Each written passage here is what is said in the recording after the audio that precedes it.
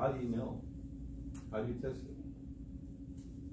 That's the difference between just average Trig student versus student that they're basically mentally prepared for steward work and not be shaky cakey. Because the half of the class, 171, when they can go to that 171, the beginning of semester, it doesn't take more than 2-3 weeks, half of the class drop the class. Why? You run to the 1, and then put the protractor, measure this angle. Let's say turn out to be about 73 degrees. And then draw another one, a little bit further. Hold your run to be 1 again.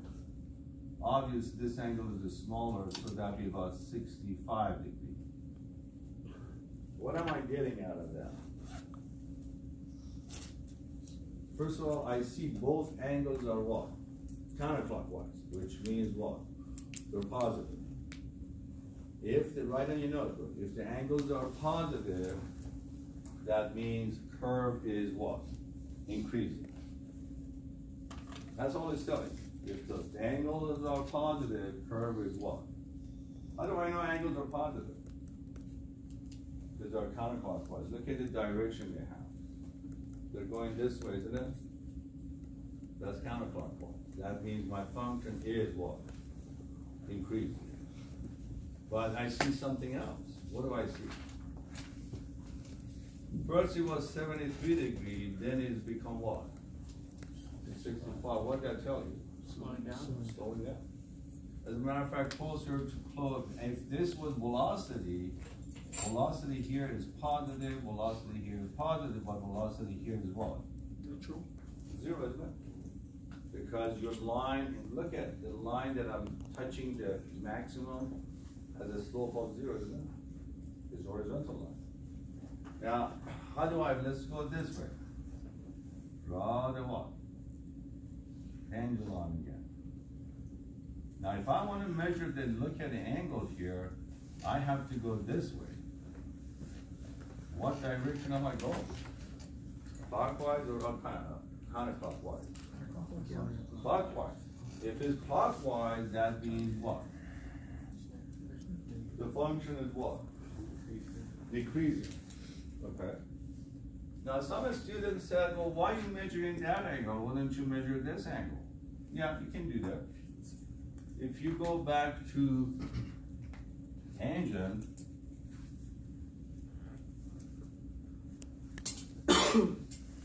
if I'm here, my angles are what? They're acute, isn't it? They're less than what? 90 degrees.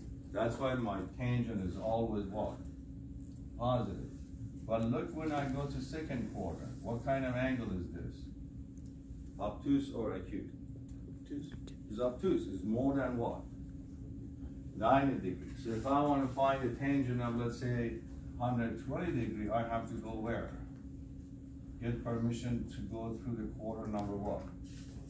4, and I see this part is what? That's what you guys have to look for. When I'm looking at this, even if you look at that one, let's say this turned out to be 150 degrees. And then if you look at this one, it's getting what? It's getting bigger or smaller?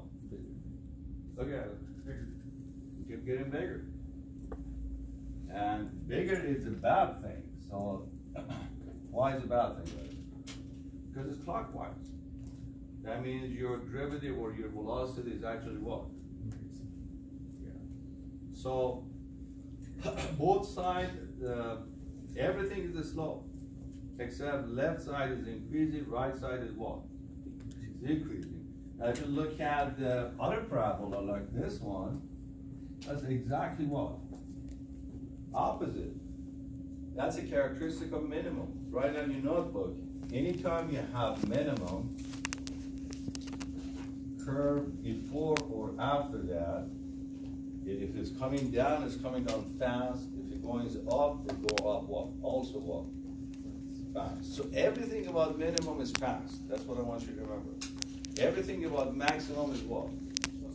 Slow. Now in nature, why this parabola is acting like this? I asked you guys to do the project report. One of them was taking care of the what? This part, wasn't it? Hitting the enemy. R versus what?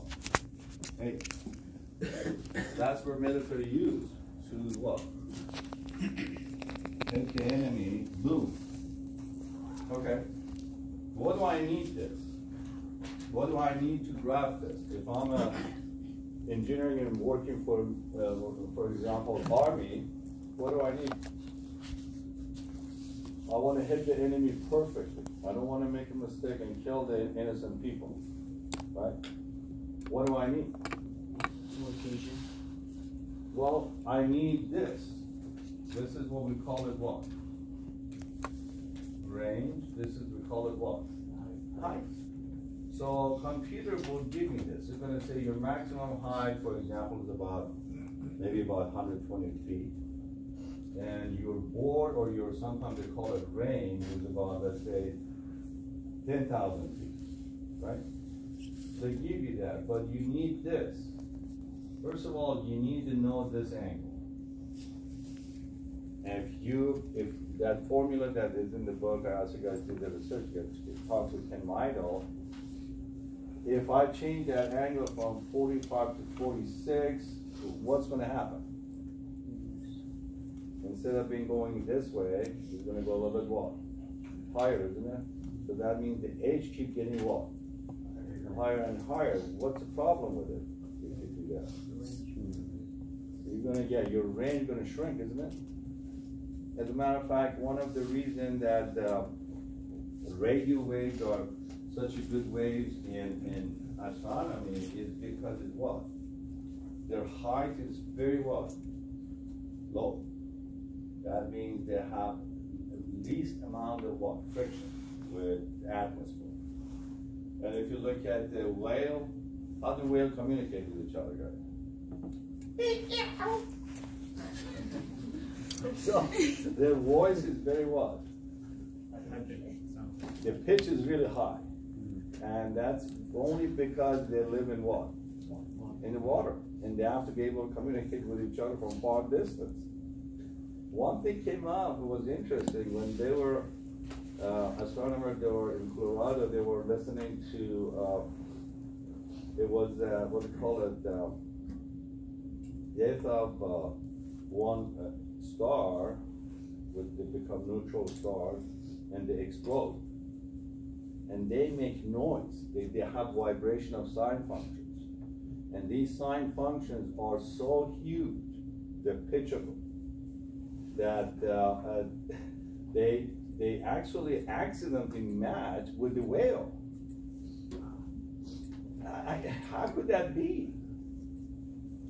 You know, they tape recorded, and they found out that you will see this height here, we call it the amplitude. See, this is the amplitude. Amplitude for normal sine is only what? 1. But if you get the amplitude very high, you're creating a what? Lower what? Distance, but it's safer. Why safer? Because it's what? It's breaking through the what? Friction, isn't it? Create a lot of, what do you call it, kinematic energy. Anyway, so we need to know this angle, we call it alpha. We also need to know initial what? Velocity. So if you look at the formula, it has V0, which is initial velocity. It has alpha. If you know the alpha initial velocity, actually in baseball, one of the baseball players, I forgot what's the name of him, from New York, he wrote a book because he was a star and almost he knew exactly how to hit the ball that almost guaranteed a home run. And that was this movement. So if you notice, this is very much look like sine function, isn't it? It's concave what? Down, concave down, because you always use the what? And why it become concave down when I ask my instructor, it has to do with this guy, which is what? Gravity. If I'm throwing this, I'm throwing it with what? My own energy. forcing with my own force. That's the initial velocity. Now, if gravity does amazing things, did you guys see the rainbow yesterday? After the rain? There was a giant rainbow around Palmdale. I asked my daughter to take a picture. When she took a picture, her camera didn't even show the rainbow. That was weird. So, now going back to this, so what did you guys learn? You learned in quarter number 1, function is what? Increasing, but it's positive. What happened quarter number 2? Decreasing, but it's also what? Positive. Now what happened if I go to quarter number 3? What is happening here, guys?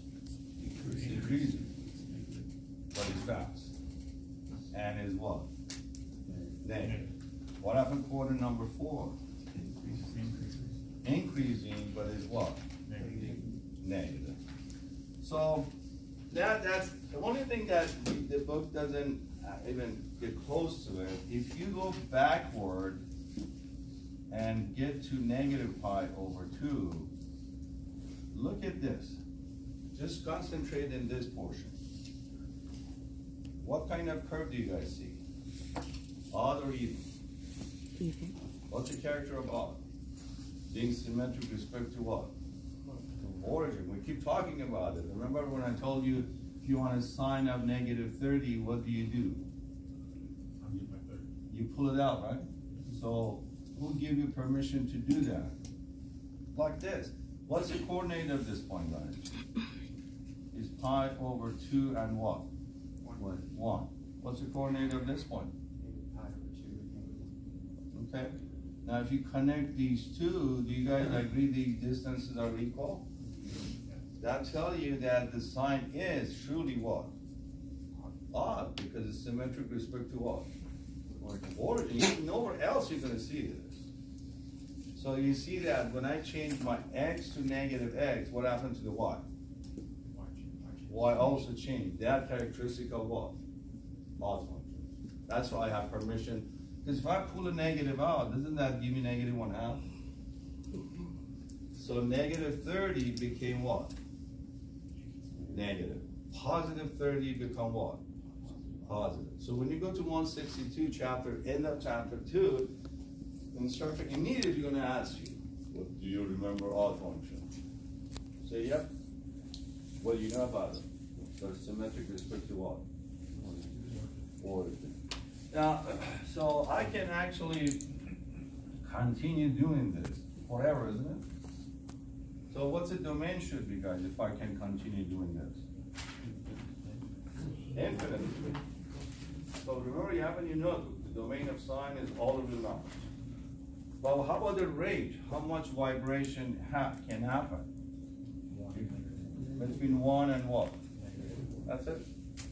That's what I like about this, because everything I said so far, some of you said, I don't see it. But when you graph the function, you do see it.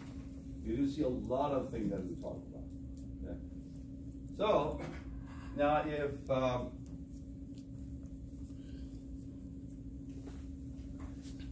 if I give you this, what did I change, guys? Range. Yeah, amplitude, isn't it? Amplitude originally was what? 1, now it's what? 2. So if I say, can you write the equation for me? Say, yeah, it's 2 sine of what? Yeah. How do you know it's 2 sine of x? Well, in order to make your mission complete, you gotta put the what? That little 2 pi there. Okay? If somebody put 4 pi, tomorrow I'm going to show you what that means. They put 8 pi, that means they're changing the what? The cycle. Cycle shouldn't be always what? 2 pi. Okay. Is that clear, guys? What we're doing here? You okay with it? It's beautiful, isn't it? All right. So now, I don't know. Do we have time? Let's see if we can graph the cosine, guys. Let's see if it's different.